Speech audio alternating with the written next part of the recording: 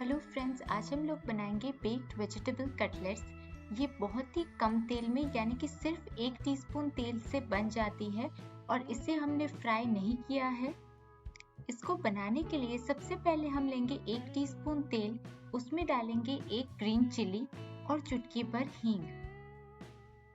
उसके साथ ही में हम इसमें डालेंगे आधा मीडियम गाजर, जिसे मैंने पील करके छोटे टुकड़ों में काट लिया है। मिर्च का जो प्रोपोर्शन है वो आप अपने टेस्ट के हिसाब से एडजस्ट कर सकते हैं। आप अगर चाहें तो इसमें फाइनली चॉप ग्रीन चिलीज भी डाल सकते हैं। अब इसको हम कवर करके 3 से 4 मिनट तक कुक करेंगे और बीच बीच में इस तरीके से चलाते रहेंगे। गाजर थोड़ी से पक जाए उसके बाद हम उसमें डालेंगे 1 मीडियम साइज का प्याज जिसे हमने स्लाइस कर लिया है और 1/4 कैप्सिकम जिसे हमने चॉप कर लिया है। इस स्टेज पर हम थोड़ा सा नमक स्प्रिंकल करेंगे, इसे सौते करेंगे और मीडियम फ्लेम पर पका लेंगे 3 से 4 मिनटों के लिए। उसके बाद हम इसमें डालेंगे आधा कप पारबॉइल्ड कॉर्न और पीस।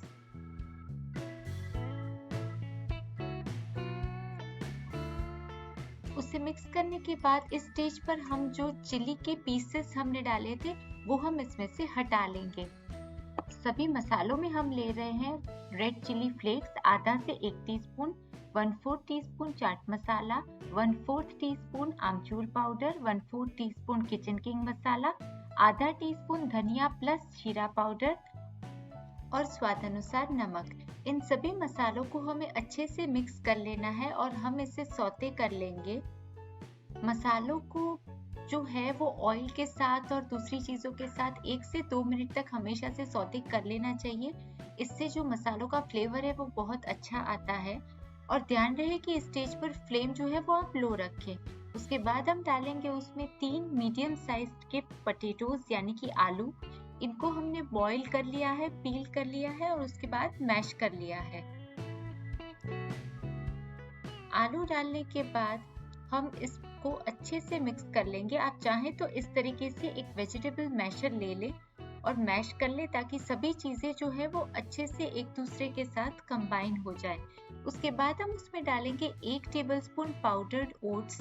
ये होल रोल्ड ओट्स है और जिसे मैंने लाइटली रोस्ट कर लिया है और उसके बाद उसका पाउडर कर लिया है। मिक्स कर लेने के बाद अगर आपको ऐसा लग रहा है कि मिक्सचर जो है वो थोड़ा सा स्टिकी है यानी कि उसमें थोड़ा सा मॉइस्चर है तो आप उसमें और ओट्स का पाउडर डाल सकते हैं। और अगर आप चाहें तो इस स्टेज पर इसमें ब्रेड क्रम्स भी डाल सकते हैं। अब हम फ्लेम बंद कर देंगे और मिक्सचर को ठंडा होने देंगे। स्लरी बनाने के लिए मैं ले रही हूँ 2 टीस्पून कॉर्नस्टार्च और 2 टीस्पून चावल का आटा। उसमें थोड़ा थोड़ा करके पानी डालते जाएं और एक मीडियम थिन या मीडियम थिक कंसिस्टेंसी की स्लरी बना लें। आप इसकी कंसिस्टेंसी एक बार देख लें, इस तरीके की इसकी कंसिस्टेंसी होनी चाहिए, बहुत ज्यादा गाढ़ा भी नहीं होना चाहिए वरना बेकिंग के वक्त उसे पकने में दिक्कत आएगी। और आप साथ ही में एक फ्लैट प्लेट में ड्राई ब्रेड क्रम्स को स्प्रेड करके रेडी कर लें।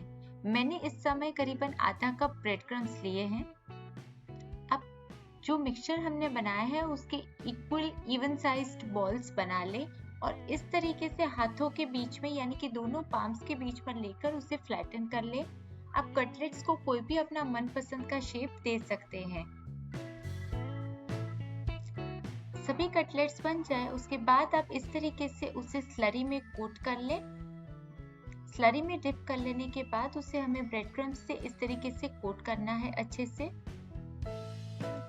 अब सारे के सारे ब्रेड क्रम्स एक साथ निकाल कर ना रखें, आप थोड़े थोड़े क्रम्स निकालते जाएं और कोट करते जाएं। मैं इस समय सिर्फ 3 कटलेट्स बना रही हूँ, लेकिन इस स्टेज पर आप जो है वो सारी की सारी कटलेट्स भी एक साथ बेक करके रख सकते हैं और जो अनकुक्ड कटलेट्स है उनको आप फ्रोजन करके भी रख सकते हैं। इन कटलेट्स को हम बेक करेंगे प्री हीटेड ओवन में 200 डिग्रीज पर करीबन 25 से 30 मिनटों के लिए।